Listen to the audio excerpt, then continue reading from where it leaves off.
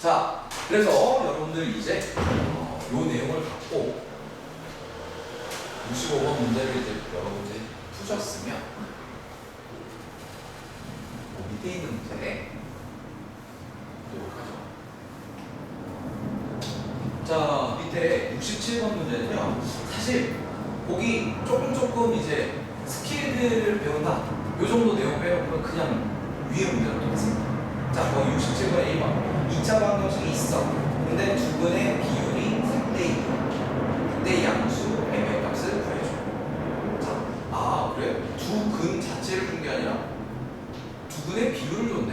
이걸 어떻게 해야 내가 사용해갖고 문제를 풀지? 요거 스케일 하나만 배우시면 됩니다. 자, 67번의 1번처럼 우리가요 비율이 주어졌어요. 그쵸?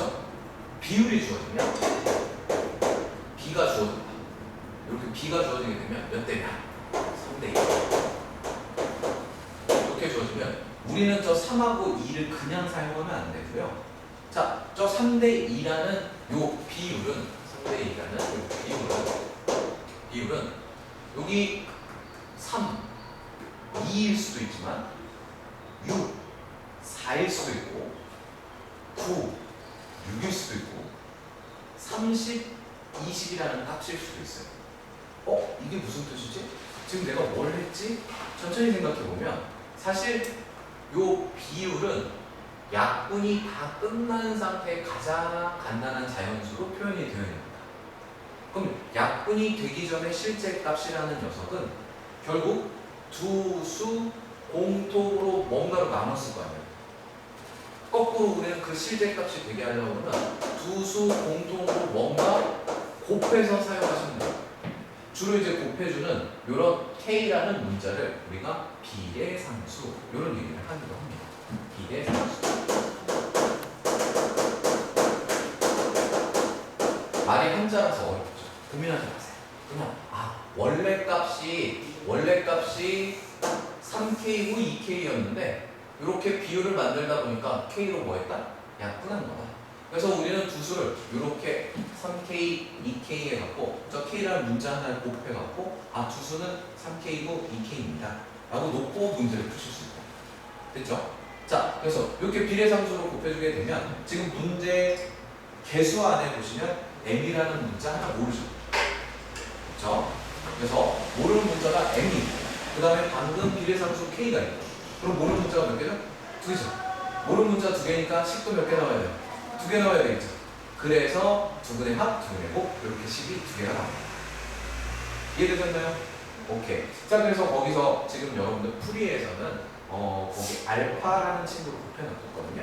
근데 주로 다른 문제집들 보시면 이 비례상수 뭔가 추가로 곱해서 저 비례식을 사용하는 숫자, 저 문자는 주로 K를 사용하는 편입니다. 그래서 선생님 K로 표현해 드렸고, 자, 그럼 이제 2차 방정식이 있어요. 마이너스 x 그럼 근과 계수의 관계를 쓰려면 누구로 나눈다? 2로 나눈다. 자, 2차 계수로 나눈다.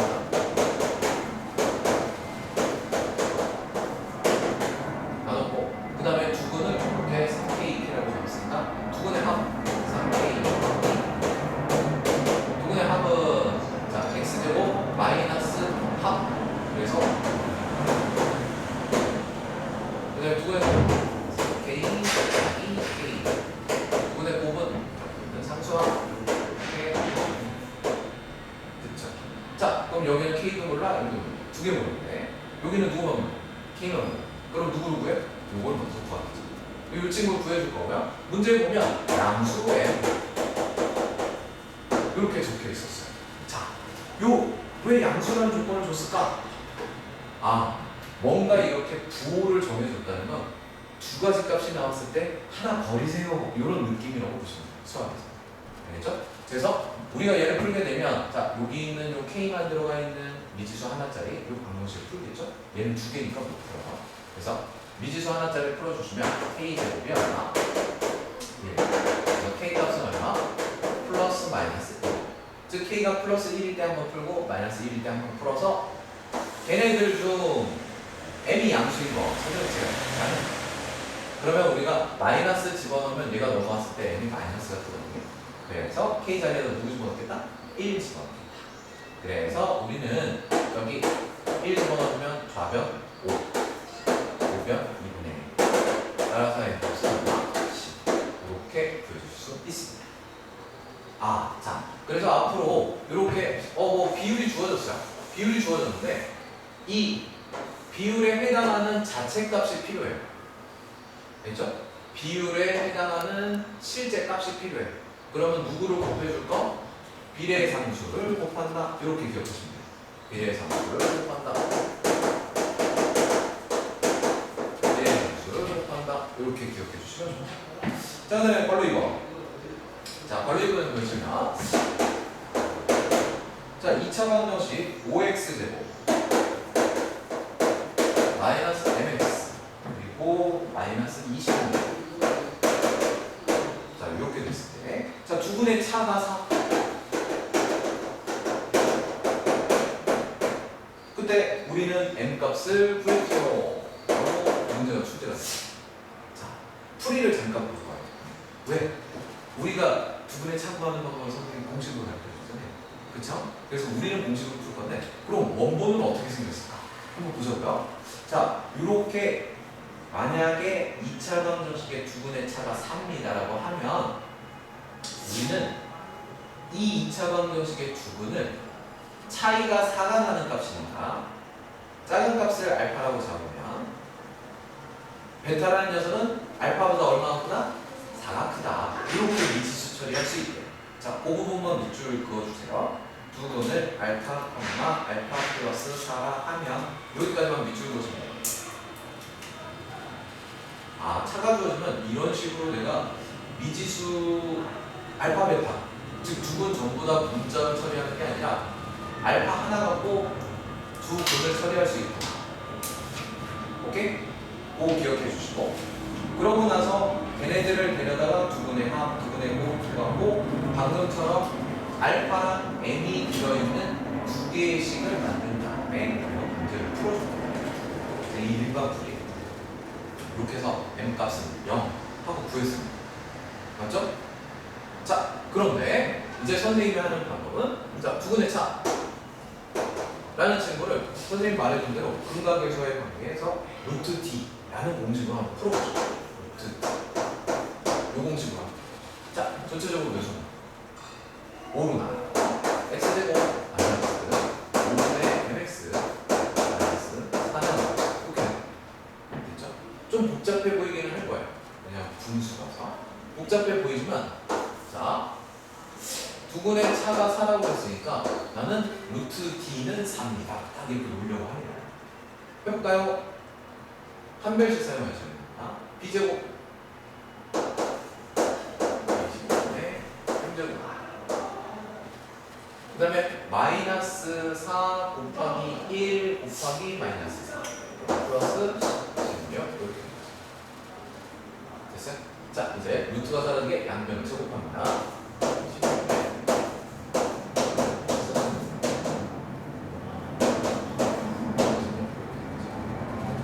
그러면 이거 넘어가 주시면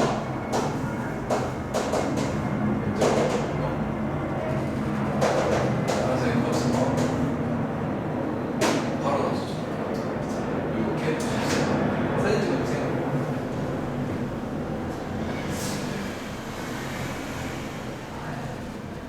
자, 저 두 분의 차를 선생님 말한 대로 사용하실 때에는 반드시 이차항계수가 1이어야 되고 짝수 공식, 즉 4분의 d를 넣으시면 안 됩니다. 무조건 b제곱 마이너스 4이씩 원래 판별식을 넣으셔야 돼서 판별식가 정답이라고 기억해 주시고, 다음 이제 99페이지. 99페이지. 자, 99페이지에 69번. 다음 두 수를 근으로 하고 2차 항계수가 1인 2차 방정식을 구하세요. 라고 되어 있습니다. 그쵸? 이건 그대로 합 곱 해주시면 되겠죠? 이렇게 해서 2차 함계수도 1이기 때문에 그냥 때려 박으시면 끝이에요. 그래서 69번은 뭐 선생님 설명할 내용이 없고요.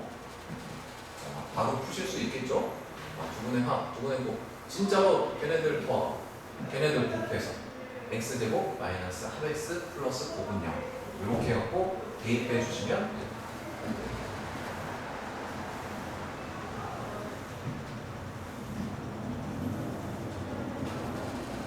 자, 그 다음 71. 2차 방정식 하나가 주어졌고요. 두근을 알파벳으로 했을 때 요걸 갖고 다음을 두근으로 하는 2차 함수 1인 2차 방정식을 한 번 더 만드세요 라고 되어 있죠. 결국 그러면 거기 있는 괄호 1에 나와 있는 알파 플러스 1, 베타 플러스 1을 한 번은 뭐하고 더해서 구해주고 한 번은 뭐하고 곱해서 구해주고 그러고 나서 2차 방정식 작성하시면 끝이에요. 자, 이것도 선생님이 굳이 풀 필요 없겠죠. 그래서 69나 71은요 그냥 천천히 읽어보시면 그냥 풀려요. 그렇지? 두 분의 합곡으로 푸는 친구라서 자 이렇게 기억하시면 되고 이제 100페이지. 자 2차 방정식의 켤레근. 자 단원명은 2차 방정식의 켤레근이거든요. 2차 방정식의 켤레근 이렇게 되어 있는데 사실은 이 2차 방정식의 켤레근이라는 친구는 3차, 4차에서도 켤레근을 무조건 가져요. 알겠죠?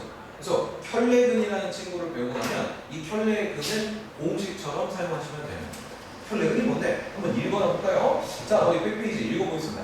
2차 방정식의 근이 무리수건. 자, 근이 무리수. 요걸 무리근이라고 합니다. 무리수인 근, 줄여서 무리근.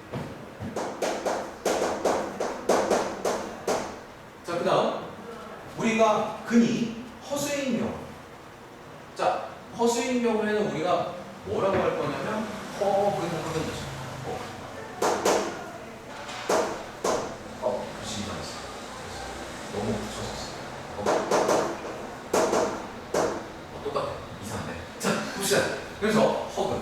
그래서 무리근 허근이에요. 자, 이런 경우 개수 조건에 따라서 개수의 조건이 붙나봐요. 조건이 붙으면 한 근만 주어져도 켤레근이라는 걸 통해서 다른 한 근을 알 수 있다. 자, 켤레근이라는 건 뭐냐면 여러분들 양말 한 켤레 이렇게 부르잖아요. 세트로 나오는 근이에요. 무조건 세트로 존재하는 근을 켤레근이라고 한다. 단 이때 개수 조건이 유리수, 실수로 한정된다. 아, 그래요? 그래놓고 회색 박스 읽어보면 자, 개수가 유리수일 때 2차 방정식의 한 근이 무리수 형태를 갖고 있으면 다른 한 근은 어느 부분만 부호가 바뀐 거죠? 그렇죠. 루트 붙어있는 무리수 파트 부호만 바뀌어요. 그래서 P 플러스 땡땡이었던 친구가 P 마이너스 땡땡. 이렇게 두 개가 세트로 다니는 근이다. 무슨 근? 켤레근. 근데 자, 조건이 붙었어요. 개수에. 무슨 개수? 개수가 유리수. 자, 이것도 줄여서 우리가 뭐라고 하냐? 유리개수라고. 유리수인 개수. 자, 밑에 친구 읽어보시면 실수인 개수거든요. 실수인 개수는 실개수라고 불러요. 실개수. 그래서 유리개수 방정식의 한 근이 무리근이면 다른 한 근은 자동적으로 켤레근이 됩니다.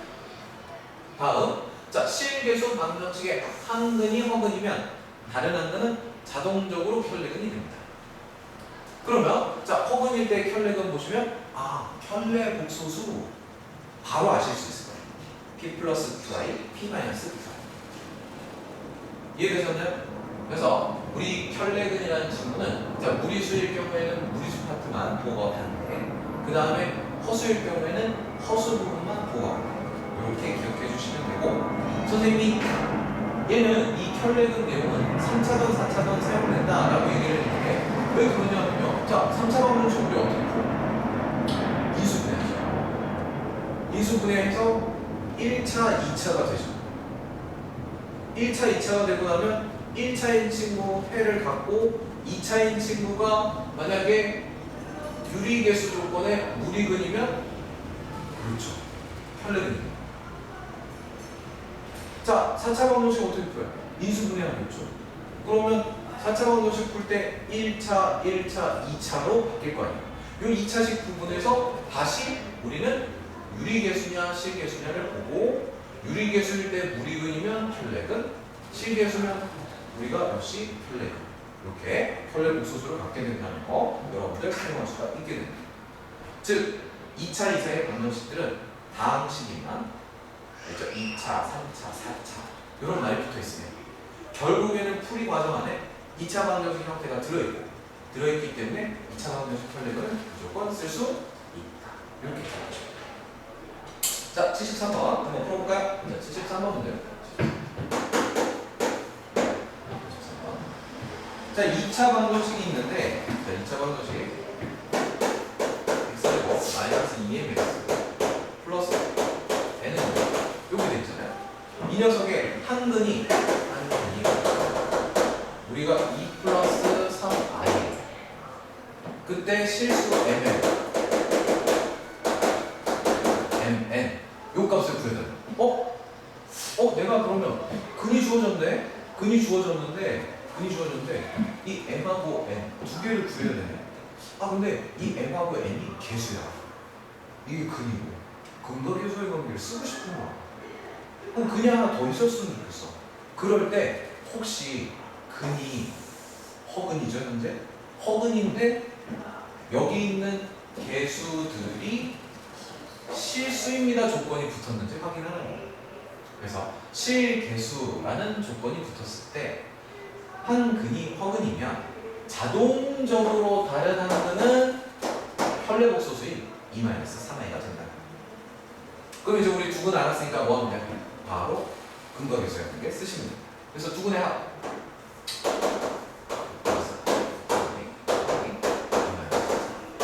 선생님 써주고는 있지만 우리는 이미 복소수에서 외웠죠? 혈례복소수의 합은 2a입니다. 2a. 기억나시죠? 그래서 얼마예요? 이렇게 되는 거고. 자, 두 분의 곱.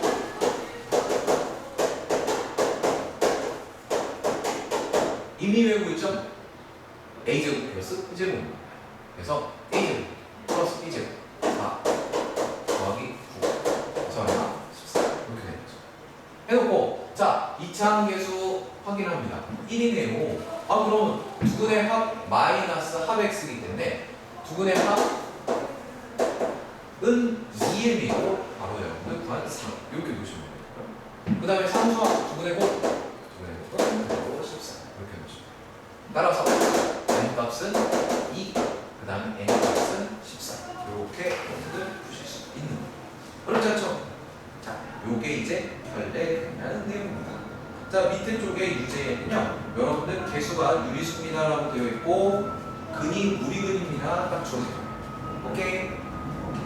자, 이렇게 해서 우리가 근과 개수와의 관계랑 혈례근이랑